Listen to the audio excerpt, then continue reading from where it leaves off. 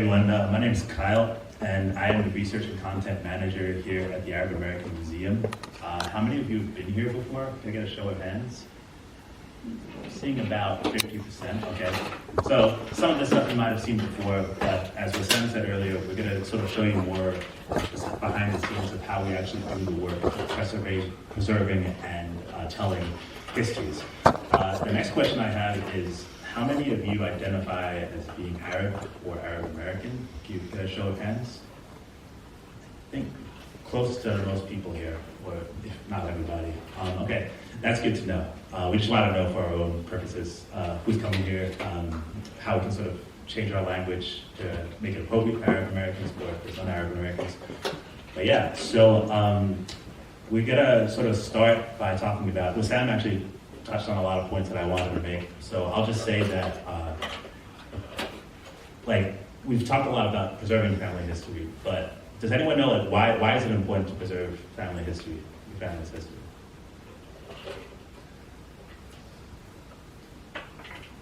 If no one knows, I can give a personal anecdote. So I'm not Arab American, but I have immigrant parents, and when I was about your age, all I really wanted to do was play video games. And so I'd often go to my grandparents' house, but I would just play video games while they were doing something else, watching TV. And 2010, about 14 years ago, my grandmother passed away. And when that happened, I sort of realized, wow, there were so many stories that just disappeared when she passed away. Thankfully, my grandfather, he lived 10 years later, and I sort of got interested in preserving his history. So I would do oral histories with him. He's from Jamaica, so I would ask him about what was life like in Jamaica. And our family would actually get him to sort of give us his documents that are from Jamaica from when he went to technical school. And so when he passed away in 2020, we had this whole archive of basically his life. And it's really our family's one of the most important possessions. So that's my personal experience. But more broadly with Arab American history, there is, of course, right now there's events going on in the Middle East right now, and there are certain people who are trying to deny Arab history in the Middle East, and so we do. I think a way of resisting that is actually to preserve our own family histories as well. To say no, we have family here, we have history here, etc. So we'll talk about that a bit more in the tour and in the workshops we're going to give to you guys. But first, let's do a really brief introduction. I'm Kyle. I work as a research content manager of the Arab American National Museum. Hi, I'm Deanna, and I am an educator here at the museum. Hi, hello, my name is Dean Nasruddin. I am a curatorial specialist here at the museum. Excited to be here with you folks today.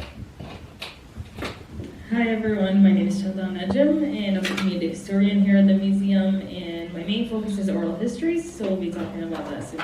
Good to have you here. My name is Erica. I'm also a curatorial specialist with Dean. I work a lot hands-on with objects, and I'm really excited to share some of our knowledge with you today. Cool. So our team here is going to give you a brief sort of presentation until about 10:45, and then we're going to split up into two different groups. One group is going to go and do a tour with Deanna, and the other group is going to go into the library where we have some sort of more hands-on workshop activities for you guys to do. Does that sound good? All right, cool. Thanks for coming to Cole, guys. Hopefully you get done before the snowstorm hits. And so let's start with this presentation. Who wants to start?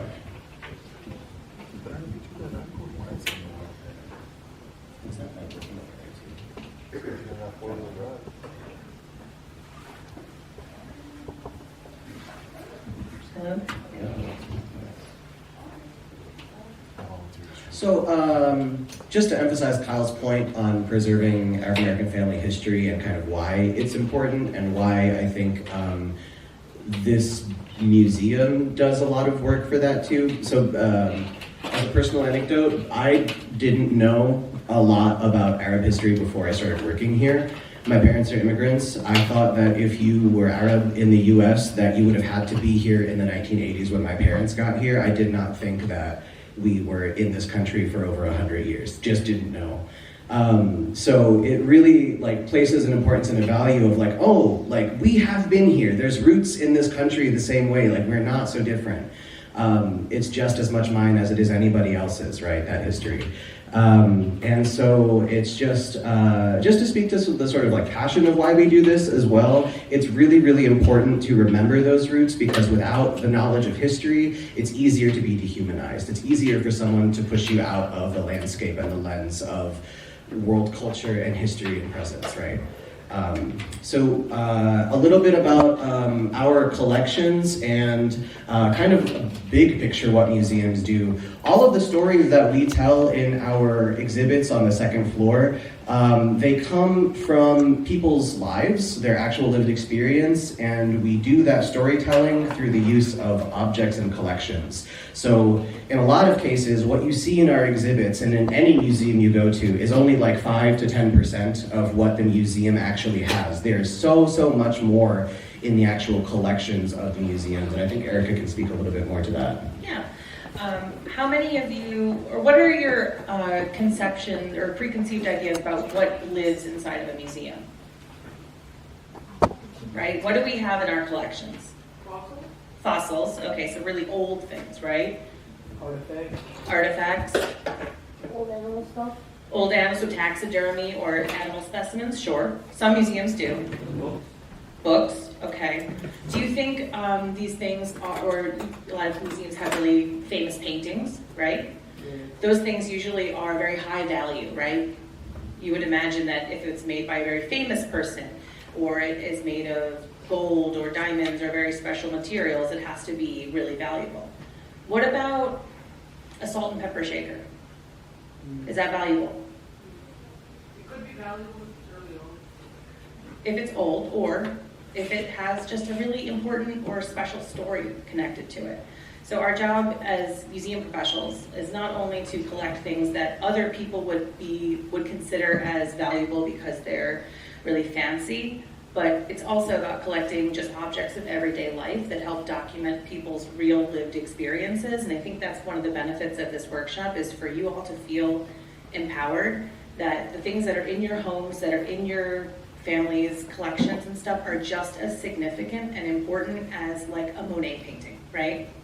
So yeah, we only typically have on display 5 to 10% of our collection. Our collection is almost 10,000 items. That includes photographs, objects, archival materials, so personal papers and documents. And so this is our landing page that you can use to find out more about what is in our collection. We also have the library upstairs, which has the largest collection of Arab American published material that we are aware of. So this, I think, speaks to a little bit what I was talking about, what is historical value. It doesn't necessarily have to be something that cost a lot of money, that's made of really special materials. It just comes down to what is the experience that it tells. That's our job as museum people, is to tell stories, essentially. And we just use the objects, like Dean said, as like a conduit to do that.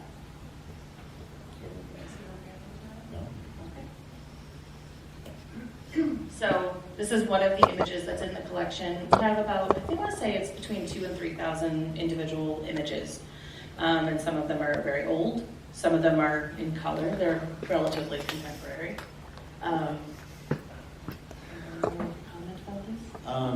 The photos, I think, are some of my favorites that we have in the collection, just because they, I don't know, it's like a really easy souvenir of a certain kind of time.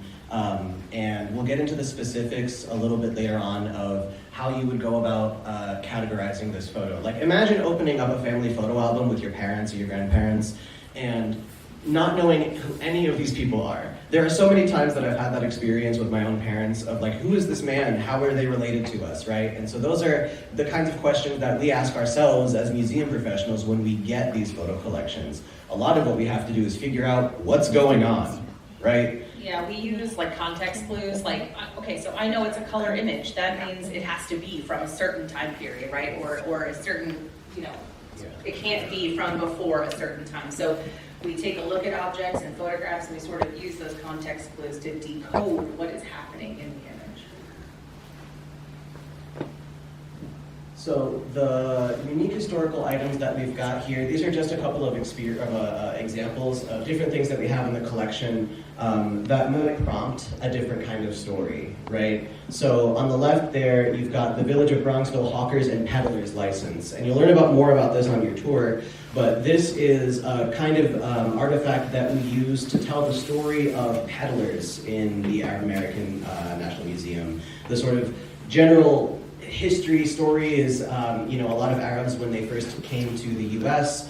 In the early 1900s, some of the only work they could get was selling stuff door to door, which was called peddling in that time, right? And to become a peddler, you needed to apply for a license and get licensed to do so. So having this object in our collection makes it possible for us to be able to tell those stories. And just the amount and the number of these licenses that we came across as we were building the exhibits tells us how popular this job was for Arabs when they were first coming to the U.S. The menu on the right, I think, helps to speak about Arab American entrepreneurship, especially as it relates to opening restaurants and food businesses.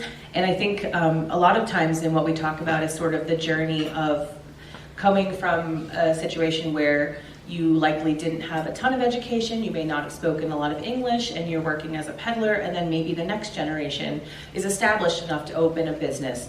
They're familiar with the American business landscape. So I think it helps speaks to that generational change and the types of occupations that people are employed in. It helps us gauge what was maybe the interest for both Arab Americans who would dine at this restaurant, but also maybe not Arab Americans who would dine at this restaurant, how maybe food culture is changing to accommodate different tastes and interests and things like that.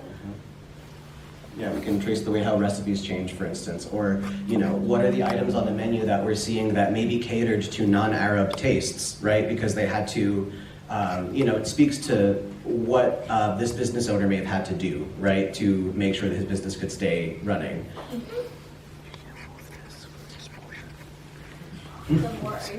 Yeah, a couple more items. So, as we're walking you through all of these topics, what are we doing? We're talking about what they mean. We're talking about the people who own them. We're telling you their story, right? And when you start to think about your oral history project in the future, think about using different photos, items, mementos, souvenirs that you might have, your parents, your grandparents might have, that you maybe have always wondered about, right? Where did this object has been in the home for as long as I can remember. Where did it come from? Why is it here? What does it mean? I think sometimes that's a really good starting point when you're talking with somebody in your family, especially maybe someone who's older. I know sometimes people can be a little bit cagey. They feel either that their story isn't that important. My story is just like everybody else, so why is it worth telling? Or it feels personal. Sometimes people don't like sharing a lot of personal information. So sometimes starting off with a photo or an object, something that's pretty basic, can be like opening the door to deeper conversations about your family's history. We're talking about decoding. We're lucky in this top photograph. Somebody wrote the date. That's super helpful. Otherwise, we would just sort of be taking a shot in the dark based off of what we know about what did people wear at certain times, what were certain activities they do. And then we have things as contemporary as a Scooby-Doo, stuffed animal. I think was the voice actor? Casey Kasem. Casey Kasem? Yeah.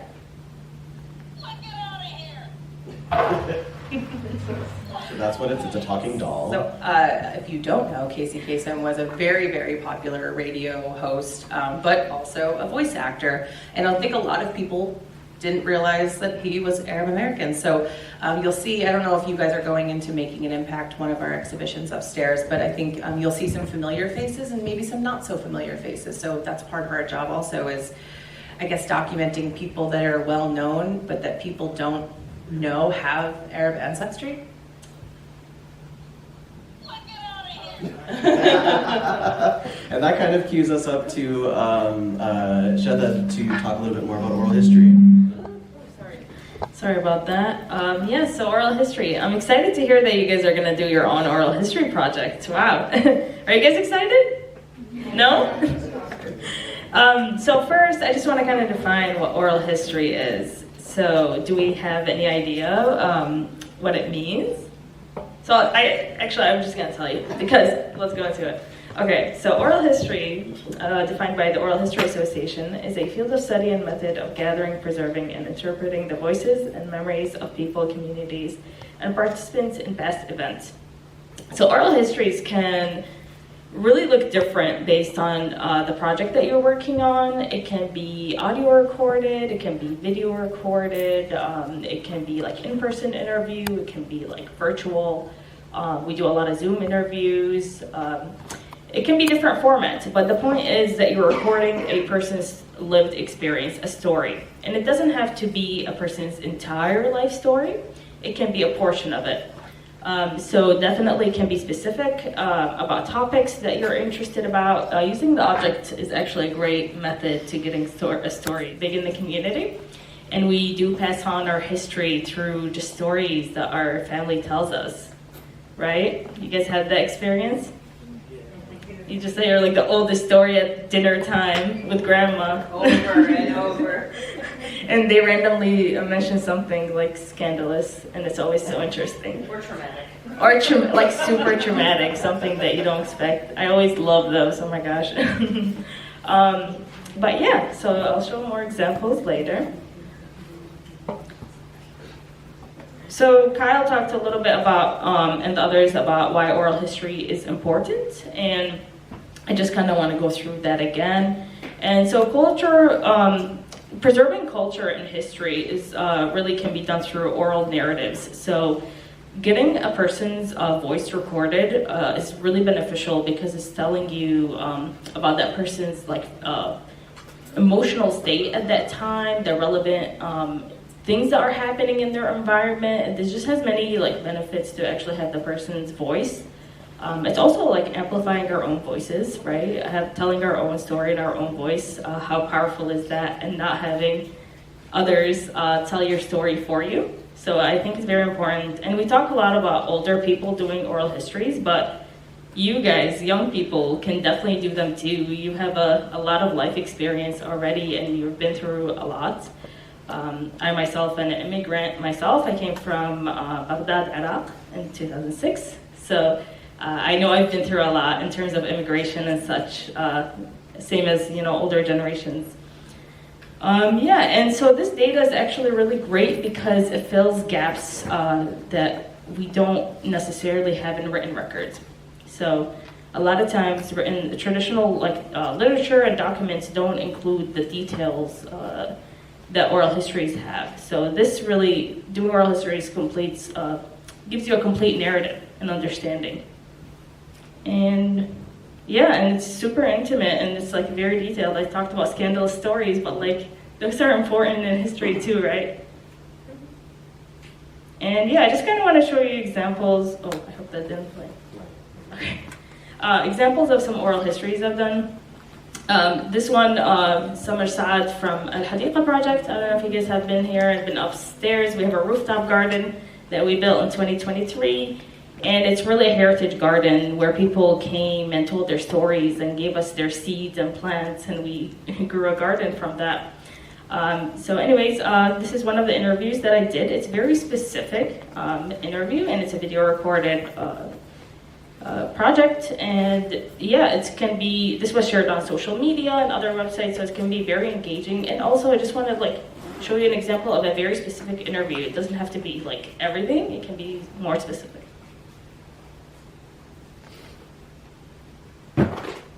Gardening was part of my life growing up. My siblings and I still kind of remember. My dad used to grow hot peppers, tomatoes, the basics. And he would make this, whenever we would have a harvest, he would make this thing we called hot stuff, and we'd sing the hot stuff, I'm making hot stuff baby song. And so he would grow things, and it was just part of me growing up. And then I lived in Lebanon for a year, and that kind of was a different experience because at least for my family, a lot of what they ate, they grew. Like my grandparents had their kind of orchards, and so we would get things like apricots or dried figs from my grandparents, and we knew that it came from them. And a lot of people had rooftop gardens, and I remember kind of being very like intrigued by this, that people grew their own food, and the seed that I brought is actually that's the first time I ever saw a loofah plant, and so plants are a big part of who I am, and like a calming experience for me, a grounding experience. Whenever I'm outside, I feel connected, kind of spiritually, and I like that experience. Even though I had noticed it, but it became more apparent to me that the difference in the way that we live here and the way that they live there. And it was kind of through like reconnecting with sustainability, trying to assess my practices and like really think about the impact of the things that I do, that I started to realize that some of the things that we kind of gave up as like children of immigrants when we came here, some of the practices that we gave up were for convenience or fitting in, things like using plastic loofahs or plastic sponges, just the commercialized soaps instead of the olive oil soaps, things that really our ancestors kind of used that were much better for the environment, that they had always used, and kind of grew their own things and made sure not to waste, and so those things, as I started to think about what I used here and realized that there was these much better options that ancestors and grandparents were already using, that I kind of tried to make those substitutions. I remember my cousins and my uncle and aunt picked me up, and we were going through the mountains, and they were picking these little yellow flowers and eating them. I just tried to figure out what it was when I had this memory, when I unlocked this memory. It's called Hermida, and it's like, it grows here, those the little clovers that have the yellow flowers, you can actually eat them. They have, I forgot what they're called, but yeah, and Lebanon, they're called sour grass. That's the translation of Hermida. And so they put them into boulet and things like that. So they really eat like a lot of, they make use of a lot of the natural things that grow, wild things, and their cooking. It just feels like I can breathe. I feel like I can breathe much better outside for some reason. And I lose track of time. Like for me, that's like, I know that I'm really enjoying or immersed in something, and I feel like, I can go on to doing it for hours and hours. And there's just something about hearing the birds and touching the earth and the smells that just really, it makes me happy. I do see everything as connected, like, that all of God's creations are connected, and like the health of the soil, the health of these plants is like intertwined with the health of me, the health of my community, and so I see kind of gardening as like a restorative practice for myself, or when I'm grounded, I feel like I can be a better parent, a better, better spouse, better friend, better citizen. Okay, so that was Summer Saad sharing about her journey with gardening and green spaces and sustainability. And we really get to learn through this short clip. This is a longer interview, but this is just a clip from it. But we really get to learn about her feelings towards Earth and this practice and hobby that she has. And it's very meaningful to share also her memories of her ancestors and her grandparents doing this type of work. So these stories really gave meaning to our garden and to a whole space that we have. And it's really the foundation of the garden, I would say. So this is an example that you can do something simple. It can seem, like an everyday thing, like, your hobby, your gardening, your art making, your, I don't know, even playing video games. Maybe you can share about those experiences, and those all add to your life story, right? And so, obviously you don't have to get a professional videographer like we have that here. You don't need all that. We do a lot. Most of our interviews are actually just audio recorded. We use a small audio recording device, or for you guys, you can use your cell phone. You have the great technology in your hands. You can even do a stand-up like tripod, and you put your phone and you record that way. But it can be very simple to get those stories. And so I just want to show kind of another example. You can get creative with oral histories. It can be a project as you like. Use your creativity. We have, if you have a lot of photos in the family, this is a great project to do, a digital scrapbook where you put together photos and do like a voiceover to tell a story. So I kind of just want to show this as well. My name is Edisha Black. I'll be telling a brief story of how my family came to the United States, how my father opened up his first business, and how both my parents gave me and my siblings the gift of education. 1996 was the year my father's dreams began to come true. That was the year my father first came to the United States. He went there before us in order to establish a solid lifestyle to bring us home to. Once he established a home for us, we followed him to the United States. It was 1999. I was 8 years old, my brother Faris was 6 years old, and Muhammad was 3 years old. My parents' choice to immigrate to the United States was solely to give us a better future and the opportunity to go to school and college, to which they were unable to do because of the circumstances that was overseas. My father got into the car business. He first opened up a local business in Flint, Michigan, progressing to becoming an international businessman. My father's success encouraged us. The encouragement is what drove my brother Faris to become a doctor. He is now a medical student in Chicago. I am able to pursue my dreams as well. I'm currently going to school for radiology technology. My brother Muhammad just started his first year of college, and my two younger siblings, Hamza and Adam, who were born here, are still in grade school. While growing up in the United States, I found it hard to hold on to my Arab heritage. I got the privilege to travel overseas to Palestine, which where we are originally from. This trip brought enrichment from the East back to my life in the West. All the sacrifices my parents made have taught me to be grateful for the opportunities given to me, and for my strong Arab American identity, which I am proud of.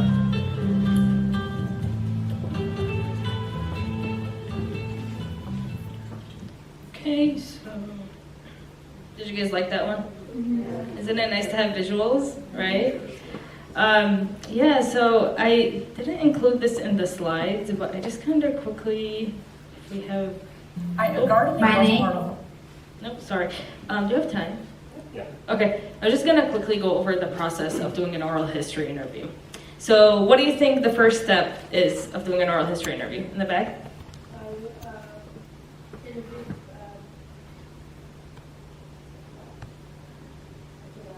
Do you want to go ahead? I think of a question you're going to ask them. Okay, that's a good step, yeah. So I would say the first step is actually identifying someone that you want to interview. So finding a person, right? Whether it's your grandparents, aunties, uncles, sister, brother, identify someone, right? And then, of course, you want to ask that person for their permission, their consent, and that they're okay. You really have to inform them that what you're going to do with their story. So consent is very important. And then after, you want to go into creating kind of structure yourself, right? Like, doing a questions list of the things you want to ask them. And then, seeing what kind of tools you have on hand. Are you going to use your phone? Are you going to use a camera? Making sure that's ready. And of course, you always want to double record whatever you're doing and double save whatever you're doing, like in 2 different spots, like on a USB and also on a cloud, just to make sure your information is backed up and secure. And then you might want to do some minor editing and transcribing the interview to help others really have a good experience seeing it and using it. And if you're publishing it, then you also want to think about where you want to do that. And then, it's also sharing it is the last step, really sharing it with your loved ones and family, and can be very meaningful, touching experience for everyone. So I kind of went through that really quickly, but of course I can sit with you and give you more details after. So if you are thinking of doing a specific project, please come to me and I'll give you my business card. It's very quickly. It takes a long time to actually do oral history. Like, give yourself, a good chunk of time to actually plan everything out and think through the steps. But thank you guys for listening. We definitely can talk more after. So usage. We'll hand it over to curatorial. Sure. I just want to make a quick note that for those of you in the room who do not identify as Arab American, while the focus of this presentation is on Arab American history, all of the same tools and methods that we're talking about can be used to document anybody's personal family history, regardless of where in the world your family has come from. Just a personal anecdote for me, unlike Kyle, my family has been here for like 200 years. So I'm very far removed from the immigration story, but I'm super interested in my family history. And I think that because my family's been here so long, and that immigration story is so far back in the past and not relevant to my everyday life, it sort of sparked an interest in me even more because I knew nothing about it. Nobody ever told me. And so one of the things that we use oral histories to enrich our exhibitions. These are some images from the exhibits that you'll see upstairs. And there's really nothing more powerful than using somebody's own words to complement the things that we put on display. And I'll talk a little bit about that when we go up to the library, but we can look at records and data and stuff and know exactly how old somebody was at a certain time, but that doesn't really tell us anything about their state of mind, what their personal experiences were at that given moment. And so exhibitions and collecting from people in the community, I think between the oral history and what we do in the curatorial department, collecting objects, and Kyle's research, I think it helps give a really beautiful, nuanced picture of what the experience has been for Arab Americans. Some of our objects go on display in other places. This is an image from the Ellis Island Museum, I believe. Yes? Little Syria? Yes, Little Syria. Little Syria exhibition when it was at the Ellis Island Immigration Center. And so this book that's on the right-hand side traveled from our institution to New York, and I think it helped to speak to immigration through Ellis Island of Arab Americans in the late 1800s, early 1900s. So we put things on display here, we put things on display in other places. Trying to think of other, we collaborate with other institutions all the time. And so just some basic preservation.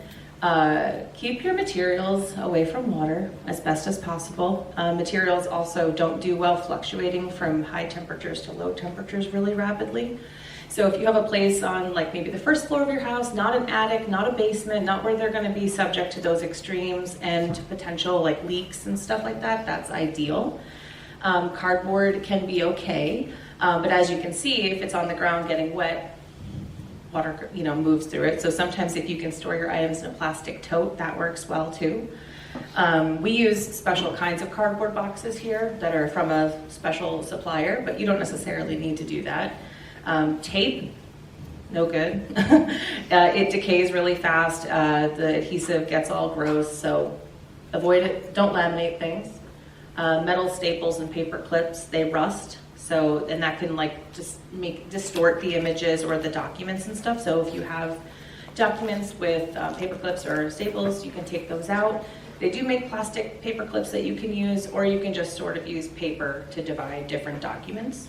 That's kind of what we do. And again, especially audiovisual materials, so videotapes, things like that, photographs, they prefer to be in cooler settings. And back up your stuff. Yeah, back up your stuff. Multiple places. So these are the type of cardboard boxes we use. They come from a special conservation supplier. They're acid-free. They're all this, that, the other, and they're kind of expensive. So for the home, maybe a little overkill. But we do use this plastic sheeting to put documents, especially if they're fragile. That way we can handle them without ruining them. Photographs also, your fingerprints can be left on photographs, so we try not to touch those with our bare hands. And we only use pencils or micron pens, which are archival and they don't fade. Metadata. So this speaks more about the imagery and asking questions about what you're actually seeing inside the images. And I think, you could just be like, oh, it's a mom and her child. But you can say, okay, well, it looks like maybe they're doing this activity and I see leaves on the trees, so I know it's not the winter. It helps sort of get to a smaller level of detail than you come to at first glance. So this is writing dates also. Dates. And who's in it, and just as much information as you can. Maybe just type up a paragraph. Sorry, I don't know if you can hear me. Just type up a paragraph, really, and it doesn't have to be complicated or anything. Just who, where, when, answer all the whys, right? and just include it with the photos. It really helps when you're looking back on these images. And sometimes you can get maybe your parents or some other older people in the family to identify individuals. That works great usually. Yeah, I'm extremely thankful to my own grandmother. She wrote everybody's name and the year on the back of every photograph, and she had doubles made every single time. So, so this is an image of one of our storage rooms, the main one that we have. And you'll see we have this compact shelving on the right. That's where all these boxes and items are stored. We keep the temperature as consistent as possible, the humidity. These are the types of things that we, like to try to control in the environment. It's a fact that, all objects decay. Our job is simply to try to slow that down a little bit using what our abilities are, which is including temperature and the proper storage environments and enclosures. When people approach us about donating, we usually have them fill out a form that just asks a lot of those questions about who, what, where, when, why, those like journalism questions that I'm sure you're all very familiar with at this point in your school careers. We take a look at what we already have to see if things are redundant or if it's filling in holes that we didn't know about. So this museum opened up in 2005. A large portion of our early collecting really focused on Lebanese Arab American ancestry and history. But we realized that, the Arab world includes many more nations. And so as part of our, goals in the coming years is to try to make sure we're being as representative as possible and really being diverse in our collecting. So we pay particular attention to items and histories from North Africa, from like the Gulf too. Well, Also from individuals that don't necessarily identify as Arab, but are coming from the Middle East. For example, we have some Lebanese people don't identify as Arab. Chaldeans, others in the region. So we really try to include these stories as well in the collection. yeah, sure. So you might be asking, why were we talking about like the places that you want to store stuff, right? And the kind of ways that you can build your own at-home archive with the photos and material that you have at home, that your parents have. And a big portion of that is that folks don't really know what to do when someone passes and you have all of their stuff, what to do with that stuff. And we're here to tell you too that archives and libraries are a great place to think about donating some of that material if it's relevant to the story. Like to use our institution as an example, things relating to Arab American immigration, Arabs' lives in the U.S., any of that stuff is worth at least like checking in, right? And we can't have anything donated if they don't exist or if it's in poor condition, right? So part of this workshop is also to empower y'all to think about protecting the stuff that you have. If you have documents, if you have photos that are a little worn, here's ways that you can take care of them a little bit better so that by the time you're of age or your kids or whatever who wants to donate the collection to a museum, the stuff is in decent condition that it can be used, it can be shared and preserved further. I think that this is just another point to emphasize, like regular stuff is so critically important to, you might not think of there was an instance where I did an oral history with the daughter of one of the star players in the Detroit Negro League baseball teams back in the 1930s, and they had given away all of his baseball material, all of the bats and the baseballs and the mitts. They gave that all away when they were in their teens and 20s because they don't play baseball anymore. Their father had passed on, but all of that material, even though it was so regular to them, it was every day, would have been so important for a museum to have, right? So just as a kind of aside for that, of how critical that is. Yeah, and I think that's a good point is most museums don't have huge budgets to buy things. We get almost everything we have from people donating and being generous with us and trusting in us to take care of their objects and their treasures and things like that. So just want to say thank you for your attention, and I think we're going to break into the two groups that we talked about, and I think we're going to be able to get into some of these concepts a little bit more deeply upstairs. But we are going to, I think, give you a little bit of time to settle, to stretch your legs, use the bathroom, wake up, Wake up. you know, things like that. Thank you.